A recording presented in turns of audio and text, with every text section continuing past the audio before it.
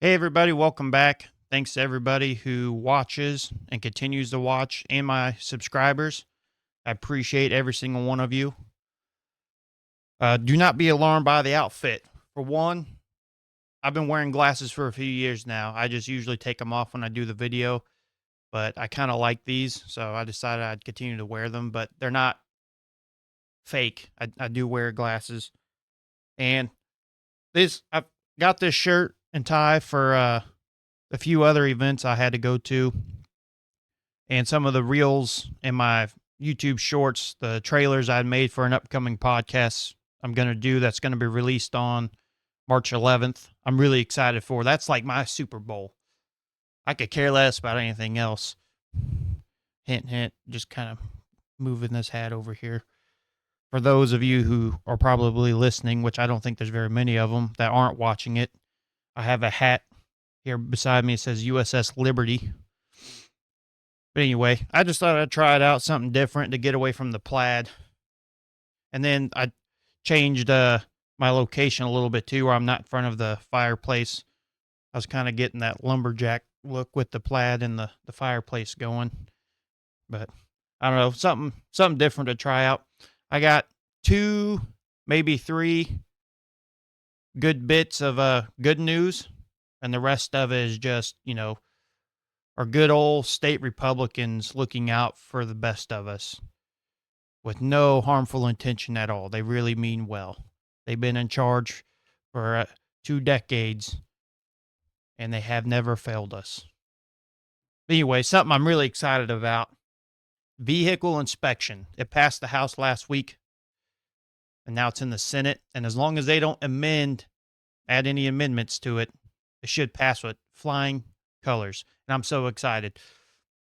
I hate vehicle inspections, right up there with personal property tax, with a dying passion.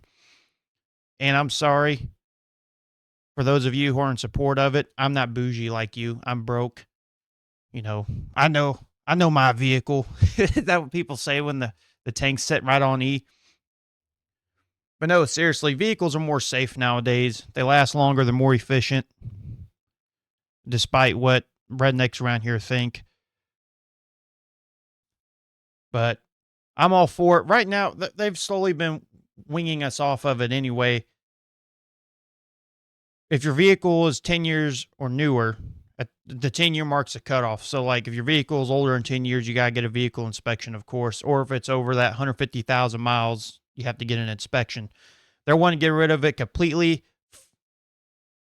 For the only exceptions are if it has a salvage title, you got to get inspections, obviously. If it was in a car accident, or if law enforcement deem it unsafe. So if you get pulled over because they heard your ball bearing screaming as you're driving by while they're sitting there eating their donuts and having their coffee, they're probably going to pull you over and give you an order to go have a vehicle inspection done. And I don't know how that process works. If you got to present the ticket to court, to a judge, I assume it's kind of like a speeding ticket. So, the people who are in support of it, you're worried about, well, I want my safety. I don't want people bringing unsafe vehicles onto the highway. Well, they're going to do that anyway. It's no different than the argument with gun laws. People around here make the same argument with gun laws, same as me.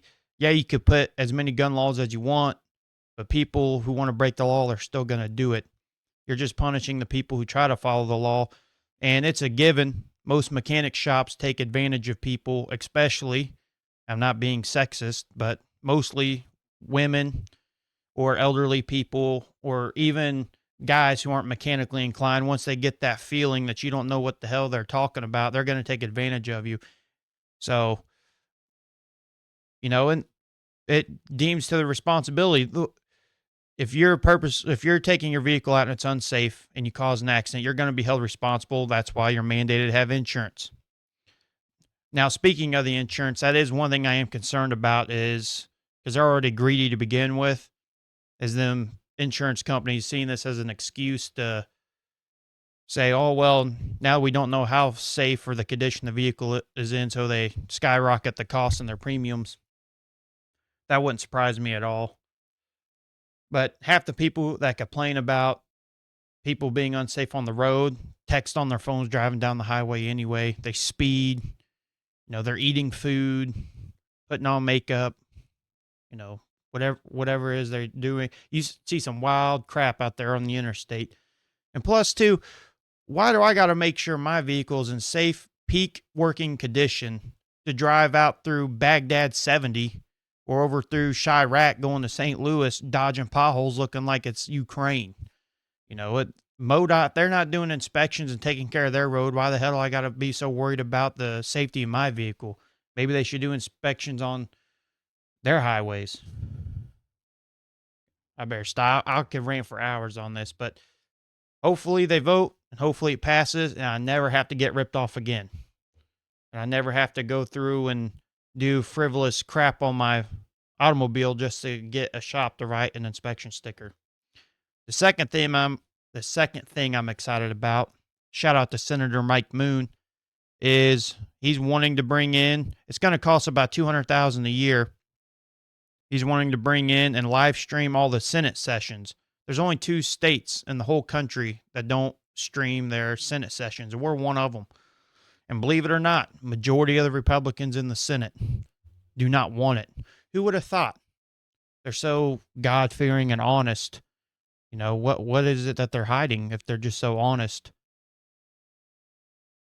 And they don't really give a public reason why they're resisting it. All they just said is in the name of tradition and privacy. Well, what about our privacy? You have the Patriot Act. The state and the federal government buys our cell phone data and they store it. Our text messages, phone calls, they use that for incrimination to make sure we're not doing anything terroristic. And if you are, a lot of times they just, pull you into MK Ultra and then coerce you into doing a terrorist attack anyway.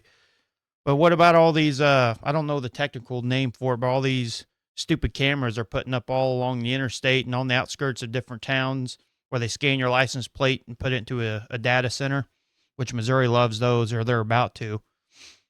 And they keep track of who goes when and where. And so we're giving up our privacy. At least they could do. They work for us. We pay our taxes.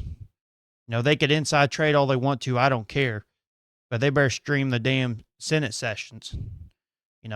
I work for a living. I mean, I have people who depend on me to pay bills. I have my family, the family down the road, the family in Kansas City. I'm speaking about taxes and collections and whatnot, but I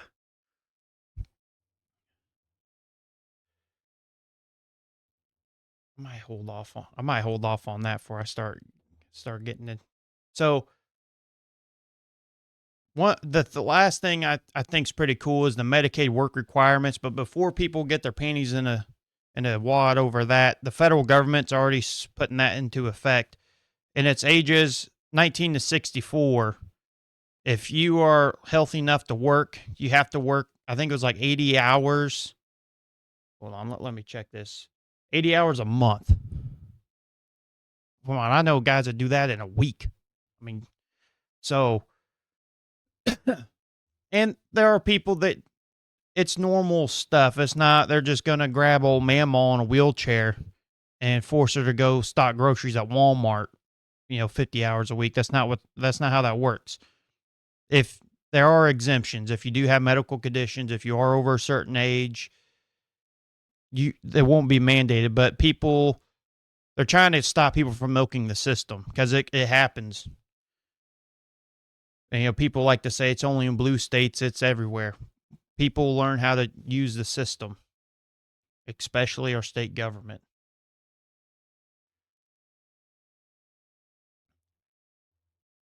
Now, a total bone crusher for me, which I oppose this. I don't care how much hate I get. House Bill 2061. I talked on this my last show. It passed the House, unfortunately, and it's going into the Senate. And they're trying to revoke part of our First Amendment rights. And it's, again, the anti-Semitism laws they're putting in schools from grades. Hold on, let me get these grade. Let me get the grades right on here. Let's see. because I don't want to say, because I think last time I spoke, it was going to be about college, more college students. But I think right now it mostly focuses on K through 12.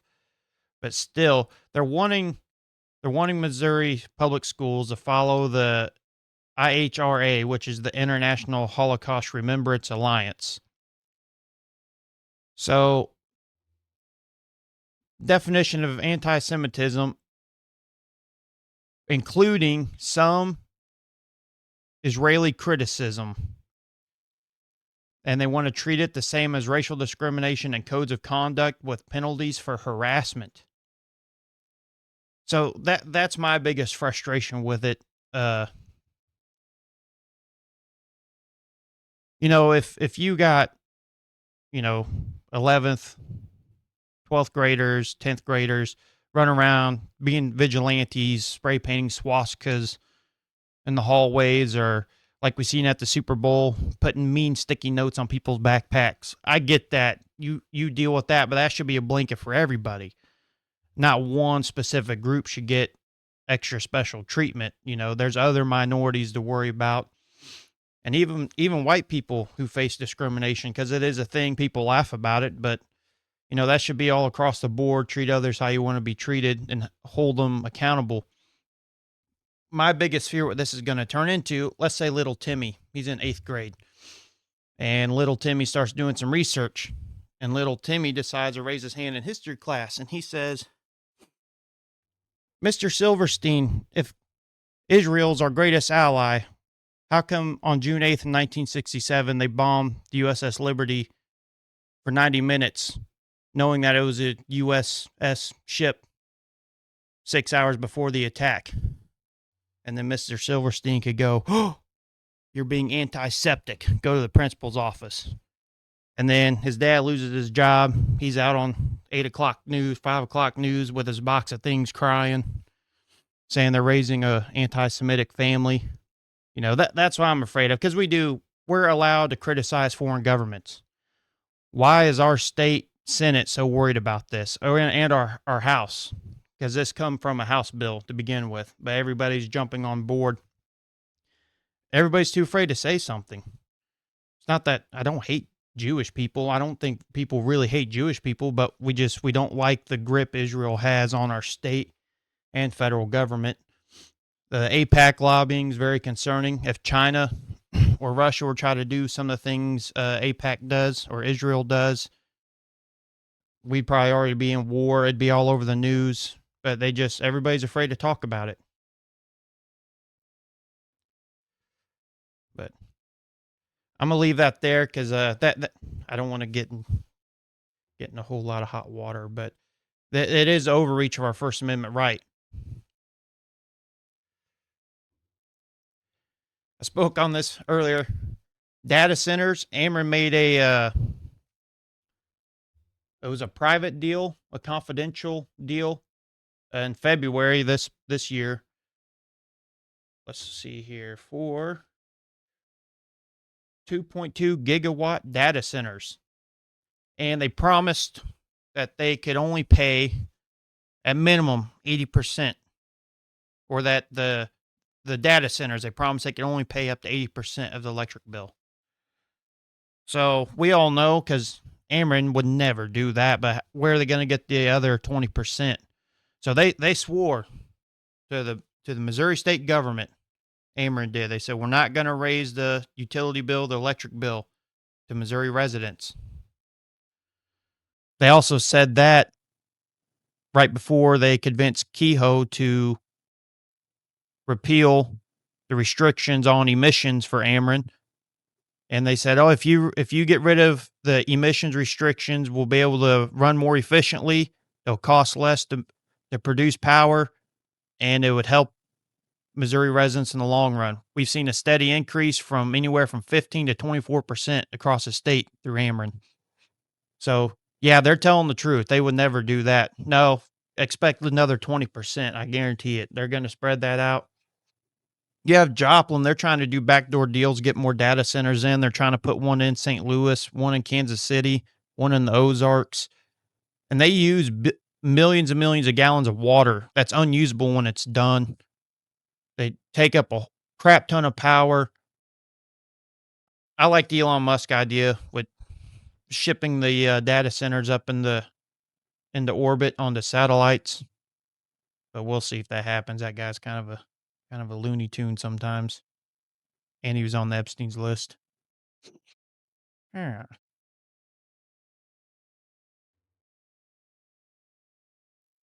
So my last thing that our state Republicans, our governor's done fantastic at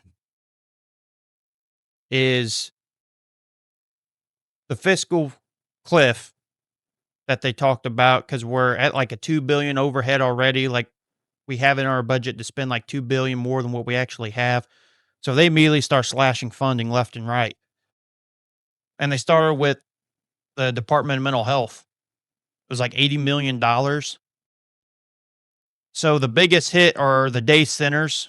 It was like $60 million they cut from them, and then 17 million they're cutting from personal family care providers, which sucks because I see that a lot in this area. And what that is if you have a sick relative or an elderly relative that needs around the clock care, a lot of times families will apply and they'll be the at home care provider and they'll get their license or certificates, wherever they got to do. And then the state pays them to take care of their relative. And there, to me, that's not milking the system because you can't work because they got to be taken care of and you can't trust people just walking into your house. I wouldn't. So to me, that's the only logical thing. One, you get to have your bills paid and you get to spend time with your loved ones, whatever time they have left. But they're cutting a lot of that, so a lot of people are going to lose that. And to me, that's very sad. They had no problem cutting that, but yet without a bat of an eye, they approved an earmark for $250,000 for Governor Mike Parsons, who just left, thank God, for his 57 Foundation. For people who don't know what the 57 Foundation is, it's a nonprofit that he created with his wife, Teresa. And on the IRS filings that I pulled up here, it says it's for providing a facility to educate the public on the history of Governor Parsons' life and administration and straightforward charitable giving. So pretty much the state and the taxpayers are paying for his book, his biography, for him to go around and talk about how he screwed everybody in the state over and was one of the worst governors ever.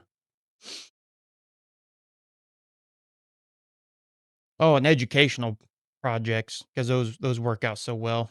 So that educational project probably going to the whole "Don't talk bad about Israel" campaign. Yeah, they deemed it. How did the auditor's office and then the governor? What term do they use? It was a core cost reduction. So here's my plan. We could do a Republican cost reduction because the midterms are coming up from the state all the way up to the federal government. I don't even care who's running at this point. They got to learn they're screwing around too much. They're screwing people over. They're taking money away from where it needs to be and giving it to their billionaire friends, giving subsidies to these corporations who don't care about us. They treat shareholders like gods. We all see it every day. We work it. I had a best friend at the place I work had a heart attack. They pulled him away from the machine. He died. It was like less than 8 hours. They had that machine up running because the shareholders, they need their production. They need their profit. God forbid they stop and see what the heck's going on or why somebody would die. So that's what I'm going to do. I don't even care who's running. If it's a D on the ballot, I'm signing it. I'm not voting for Republican. Not this midterm. They're going to learn either you're going to play by the rules and you're actually going to do what you promise or you're not going to have a job. Same with me. If I don't do what I'm promised at my job or what's expected of me, they get rid of my ass. That's how it works. So, not all Democrats are a bunch of purple haired freaks who want to mutilate children. So, that's just how it is. And at that point, I don't care if they burn down the whole state in the process. At this point, it can't be any worse than what some of the Republicans are doing.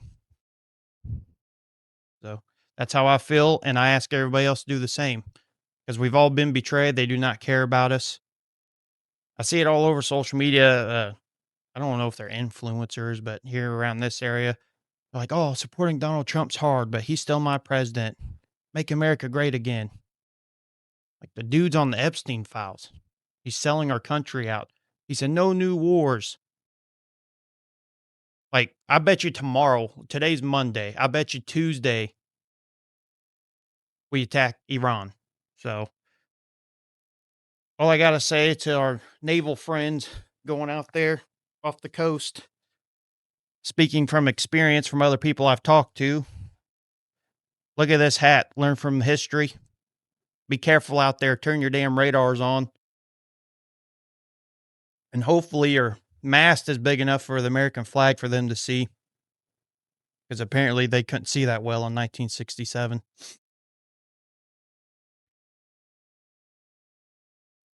But I still need to do another video on the Epstein list. That's such a rabbit hole to get into, and everybody else has been covering it. I mean, every little bit of evidence that comes out or a file that drops, like everyone, their mom gets on and makes a reel or a TikTok about it. And I really want to, if I want to speak on it, I want to make sure it's factual stuff.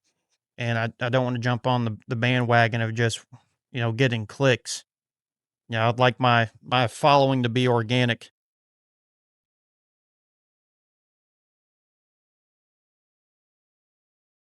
But yeah, that's about all I got. The Constitution Party state website is up. So if people want to donate or join, more importantly, join for me and get involved, show support. We are looking for people who have ran for office in the past. And if you didn't win a primary and you're wanting to run and wanting to run under our flag, our banner, get a hold of us. Send an email out to Jacob Lukemeyer. We have a contact list on the website, and see if we can't get the ball rolling. 30 to 80 seats in our state government run unopposed, so do not be discouraged. So if you look up the district you're in, the odds of the last representative or senator in your district that ran unopposed, the odds are pretty high. So, yeah, March 11th, got a really big podcast coming. I'm really excited. It does have something to do with the USS Liberty. So I hope everybody tunes in and watches that. Spread the word, and I appreciate everybody. And hopefully, I'll do another video. I need to get better about doing videos more often. I went like 2 weeks before I did this one. So just between work and all the family stuff, it's hard to do, hard to knock out. But thanks for watching.